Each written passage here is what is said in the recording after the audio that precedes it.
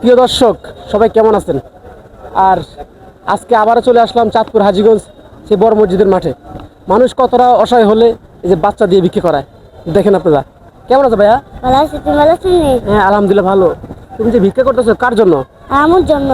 তোমার আম্মু কি করে? কি আম্মু অনুভব রয়েছে? তোমার আম্মু কি সমস্যা? কি কি সমস্যা? কি সমস্যা? হ্যাঁ, চিকিৎসা করো নাই? করেছি। কোন ইয়া আঙ্গ ব্রহ্মার বাসা কোথায় চিকিৎসা করেছিলাম। এখন করেছে আর ইয়া ইয়া দূরে কিছু হচ্ছে যাইতেছে গা। তুমি কি বলছে যেতেছে গা? ডাক্তার বলছে? হুম তা মানুষ সাহায্য করছে না? হুম তো হুম ডাক্তার দেখাইছিলা? হুম ডাক্তার বলছে যে কি দূরে বাদ, তাই তো? তোমার আম্মু কি করে? বসে বসে কি করে? ইয়া না বেড়ে খুঁজে। হ্যাঁ, খুঁজে। তোমার আর ভাই বোন নাই? আর বোন আছে, ছোট বোন 6 বছর। ওই কি করে?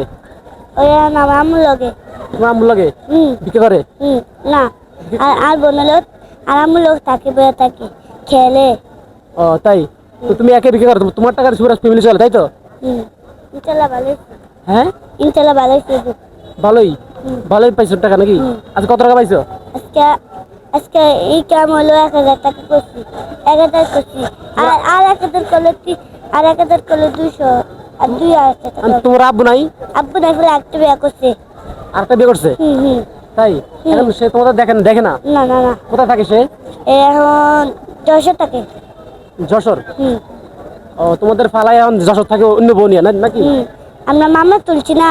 হ্যাঁ। লাগা ও, এখন অনুকূল আঙ্গ বড় মানুষ আছে না, খাতে কাম বলে গাছ দিয়ে ফলাইতাছে।